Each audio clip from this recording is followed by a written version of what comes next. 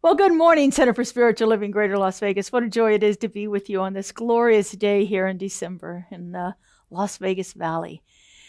And I'm so glad to have you here with us. We are an open, loving, inclusive community. We see the presence of the divine in you, and we honor it just the way that it is showing up right here and right now. If this is your first time with us, I'm so grateful to have you here with us. And for those of you that are returning, we are always blessed by your presence. So with that, we're going to go right into our service today. So this year, we're working on a theme of timeless wisdom and evolutionary vision. And the year has been broken into different topics that will take us along that journey. Topics of releasing the things that keep us from having that full expression of this evolutionary vision through us. Topics that focus on the wisdom that is available to us. And topics that allow us to transform our lives in ways that are just amazing to behold. So this month's theme is the journey of becoming. The journey of becoming. And today's topic is the joy of that, the joy of becoming. When we look at that, we think about what it is that allows us to experience this full joy. And so we've been looking at some different themes. Last week we talked about surrender, and how surrender is actually an action. It's not just a passive thing. And it is certainly not a negative thing. We often think of it in a connotation of being something that we want to avoid. But surrender is actually a way of liberating ourselves and allowing that fullness and the expression of the divine to move through us. On our Wednesday evenings, we're looking at spiritual practices that help that. So the first Wednesday, we talked about visioning as a spiritual practice. What is actually wanting to become through me? And we explored that practice of visioning to see how we can get a clearer picture of what is wanting to emerge. And then we talked about surrender a little bit more, taking surrender into that next step where it is actually an active force in our lives that allows us to make the space for transformation to happen. And so these weeks have been building upon each other. Next Wednesday, we're going to be doing some more practices that help us get clearer on what that vision is and how that vision is unfolding in our lives. And so I hope you join us on our Wednesday evening services as well. So our founder, Ernest Holmes, says that God is never becoming. God simply is. Right here and right now, there is nothing that God needs, nothing that God has to change, nothing that God is wanting to be different than what it already is. There's the fullness and the allness of the divine is expressing itself in perfection right here and right now. And because we know that this is the truth of spirit, and we know that we are one with that divine presence, we know that that's the truth of ourselves. But we don't always experience that, because there are things that we need to do to clear away some of the stuff that's allowing us to not be that full expression of the divine. That is what we are doing. We are becoming more of what God already is. God doesn't change. It is timeless. It is changeless. It is perfect. But we are under a constant evolutionary process of becoming more and more of that divine expression that we're meant to be. So what is it that keeps us from feeling that? What are some of the things that we need to begin to look at in our lives to change our experience of that fullness of the divine? One of the things that's so important is to remember that there's only ever this present moment. In our human experience, we spend way too much time thinking about the past or dwelling upon the future. We spend too much time outside of the present moment, experiencing things that are holding us back and limiting us. Where if we stay in the present moment, everything is possible right then and right there. It's when we spend all our time worrying about the things that have happened in the past. And usually we think about the things in the past, either regret or anger or guilt or some of these negative emotions that are very limiting in allowing us to express our fullness. And we dwell on these things that have happened and think that because they have happened, that's what has to be. Now, Ernest says in many of his books, in many different ways, there is no power in precedence. in what has come before has no power whatsoever. Everything that has power is right here, right now, in this present moment. And so when we spend all of our time in the past thinking about that, regretting, feeling guilty, being angry over what has happened, we are limiting ourselves. The other thing that we do is we spend time worrying about the future. We spend time thinking about what's going to happen, what I need to do, how I need to behave, how this is going to affect me. And we spend so much time in the future, that we miss out on what's happening in the present moment. I spend a lot of time driving. I have my entire life. And when I'm in the car driving, I'm talking to myself, which, makes other people on the road look at me kind of strange, but that's okay. So I spend this time talking to myself. And in the past, I've remembered spending so much time either reliving something that happened that was an experience that I didn't like, and I would relive it and say to myself the things that I should have said back then that I didn't say. And so it would go through my mind. There was this constant mental chatter. Or I was nervous about something that was going to happen, and so I was rehearsing that, what I was going to say, how I was going to be, how other people were going to react to me. And I found myself constantly in this push and pull of the past and the future, and it kept me totally worked up over things and out of the present moment. And after I had been studying here at the Centers for Spiritual Living for a couple of years, I started to notice this more and more. And so I decided to figure out a way to keep myself in the present moment. And I would do that by simply asking myself one question. I would ask myself, what do I know right now? So when I found myself in these situations where my mind was just running rampant on either past events or worrying about future events, I would just simply bring myself to the present moment. And I would ask, what do I know right now? And usually what would come up to me would be something like a spiritual truth. I know the place on which I stand is holy ground, for God is there. I know that God is all there is. I know that there's only one thing happening in this universe right now, and that is the action and the activity of the divine. So one of these thoughts would come to my mind, and it would bring me to the present moment. Now, there were times where I had to do this many, many times within an hour or so, or within that drive that I was doing, because I would get myself centered in the present moment, and then 30 seconds later, I was back thinking about the past or the future. And so I would just have to keep bringing myself back to present, back to present, back to present. And eventually it became such a ingrained activity within me that I just had to focus on the question. I even had to answer the question. I just had to ask myself, what do I know right now? And that would bring me centered. And then I found that those periods of being centered were expanding. And then pretty soon I stopped having those incidents of thinking about the past or the future in that manic kind of way that was running through my mind. And so it was a really good practice for me to just keep myself centered in the present moment. And of course, some of our spiritual practices like meditation and contemplation and journaling and spiritual mind treatment and visioning have helped me expand those moments of being in the fully present now. And so it's easy for me to come back to the present and not spend all my time in the past or the future. And so that's one of the things that has allowed me to move through some of these ideas. Now, going back to what I was saying with Ernest at the beginning, Ernest says that God is never becoming. God is. Right here, right now, God is perfect. God is whole, right here and right now. God is never becoming. And so I know that there is only ever this one thing happening here in the universe, and that is the action and the activity of the divine. It doesn't matter how it shows up. It doesn't matter who it's coming through. There's only ever this one thing happening, because I know truly believe that God is all there is. And so there cannot be anything else outside of the action and the activity of the divine. When we go back to biblical text and some of our other ancient spiritual texts, we look at this idea of what is God.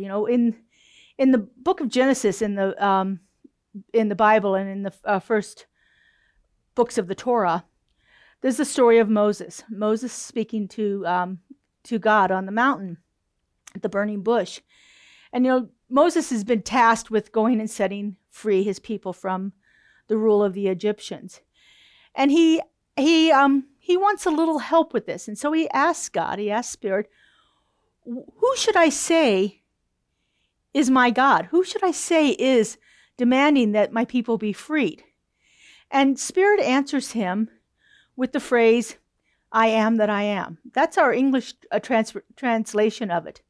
In ancient Hebrew, it was Aya, Asher, Aya. Aya, Asher, Aya. I am that I am. This can also be interpreted as, I am that which I am becoming. I am that which I am becoming. This idea of I am that I am, that there is only this one thing, and this one thing is the allness of it. And this one thing is constantly becoming through each one of its expressions. Spirit is not changing, but Spirit is becoming through each one of us. And what a great relief that can be, to know that there is this unfoldment of the divine moving through us. In the ancient Sanskrit, they have a similar phrase, tat tavam asi. Tat tavam asi.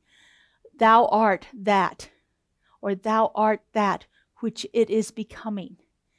It is that idea, again, totally different religious traditions, that this idea of this oneness, of this universal presence, is moving through each one of its creations, becoming more as each one of its creations experiences it. And so this idea of this becoming is actually us transforming.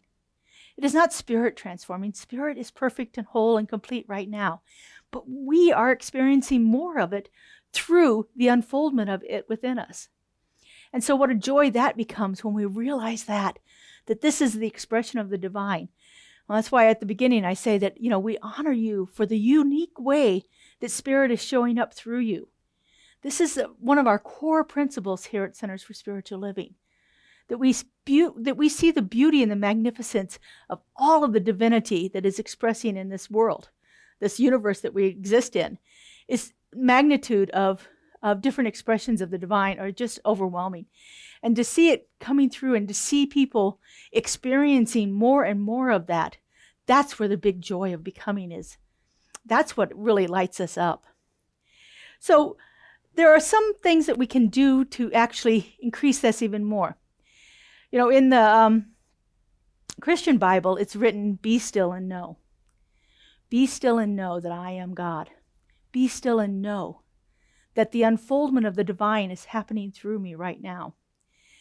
I recently went on vacation. And before, vacation's not an unusual thing for me, but this was a different one. I had just completed my work with Centers for Spiritual Living home office, and I had not yet begun here as your senior minister. And so I took 17 days and left the country and went to a place where I could be still and know. A place where I could spend a significant portion of my time on inward reflection, on allowing myself to pause, to revitalize, to energize myself, to experience things that I hadn't experienced before in a unique way. And a friend of mine, before I left, told me that I really needed to take the time to honor that pause, to honor what I was going through, to honor this journey that I had been on, and reflect upon it before I move on to the next phase of it. And so for me, it was a great spiritual experience. I had about 5 days by myself, and I would do some nice self-care kind of things. I did massage and facials and pedicures and all of those wonderful things that we do for our body.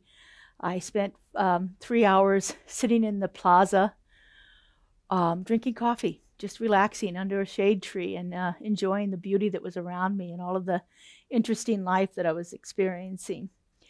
It was just really a great time for me to pause, to take that moment and just experience it.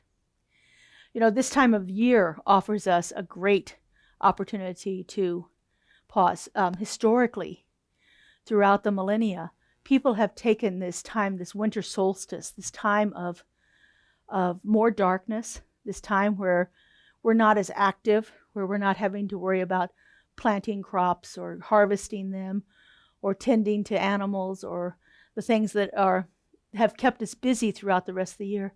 And it's a time of becoming quiet, becoming still, reflecting on what has happened throughout the year, and beginning to awaken within ourselves what is the next thing yet to be. In the Taoist tradition, we talk about yin and yang energies. The winter solstice is very much a yin energy. It is very quiet and reflective and contemplative. It is a time to simply relax. And then we have the yang energy, which is the boisterous, adventuresome activity that allows things to happen within us that are a little more creative and a little more out there. It kind of reminds me of being on a roller coaster. You're on this roller coaster and you have this arduous climb up to the top. And then right at the top, there's this beautiful little pause. It's very brief, doesn't last very long. But in that little brief pause, I feel within myself this huge amount of excitement because I know what's going to happen. I know that as soon as I get up here and it starts that downward motion, that the momentum is going to build and it's going to be this, butterflies in the stomach, tingly, exciting energy that is moving through us. And so if we think about our life that way, we have these moments where we are having to struggle, having to work, having to get to that place.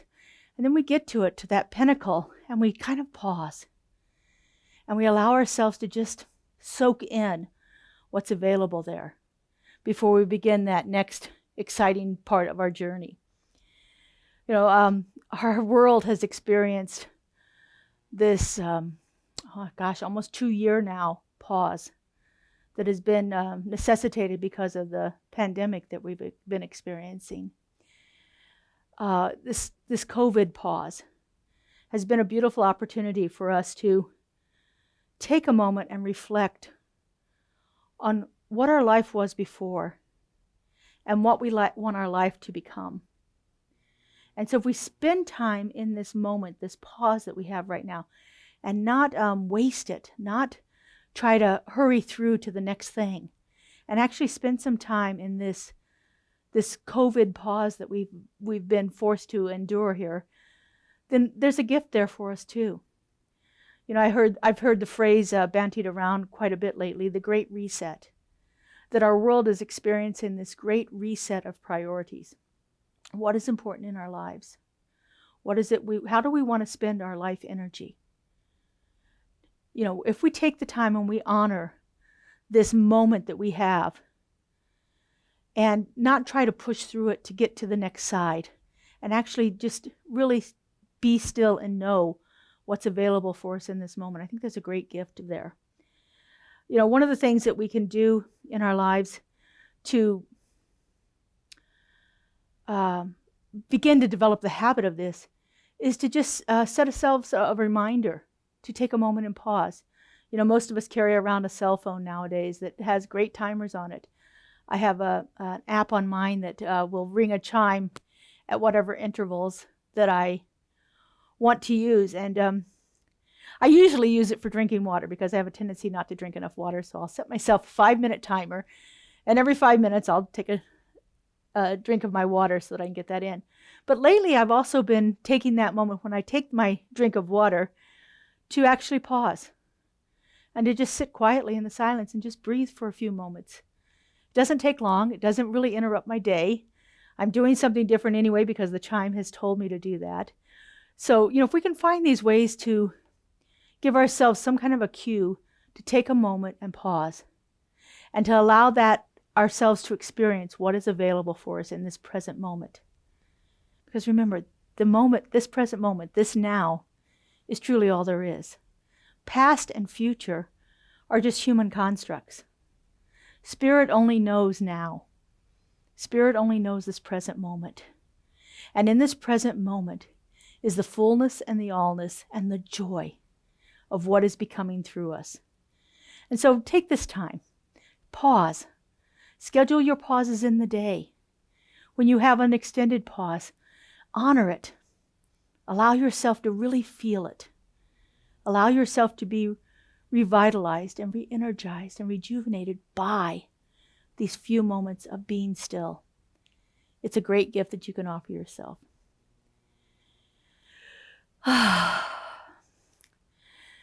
So let's take this opportunity to take these ideas into prayer.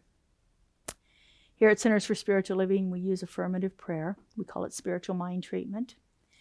It has 5 unique stages. I'm going to talk a little bit more about that on Wednesday night.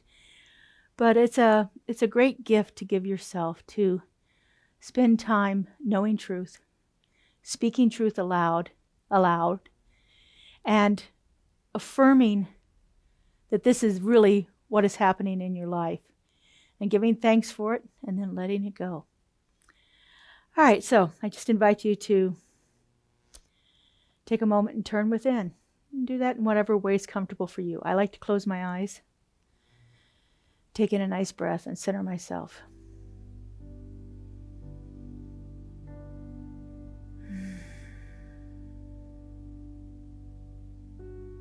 And so right here and right now, I know that there's only one thing. I know that this is the power and the presence of the divine.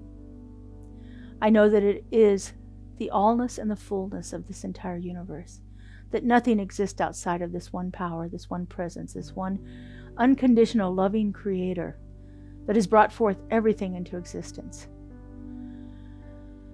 I see this presence all around me. I feel it in the people I meet. I know that it is active within me, that it is the truth of my being, and therefore I know it is the truth of everyone, that we are each a unique, perfect emanation of that divine creator, that loving presence. And I know that it doesn't matter what I call it, if I call it universe or energy or spirit or God. It is all one thing, because there is only ever this one thing. And so knowing this truth, I speak my word. I know that right here and right now, this divine presence is moving through each and every one of us. It is creating our lives. It is allowing us to become that evolutionary, visionary momentum that is bringing about change not only in our own individual lives, but in our world around us. And I know that as we relax into this knowing, that we feel that presence even greater in more tangible ways. We see it expressing itself through us. We see the work that it does in our lives. We see our lives transform under grace and in perfect ways. Because that's what is always happening.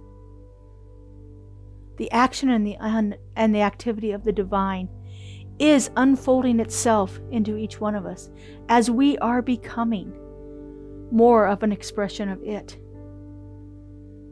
As we are becoming that pure joy, that divine love, that light that lights the way for others. I'm so grateful to know this. I'm so grateful to feel this.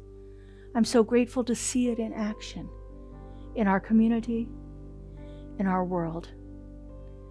And so I simply release this word into that divine loving presence that always says yes. I let it go and I let it be. And so it is. Amen.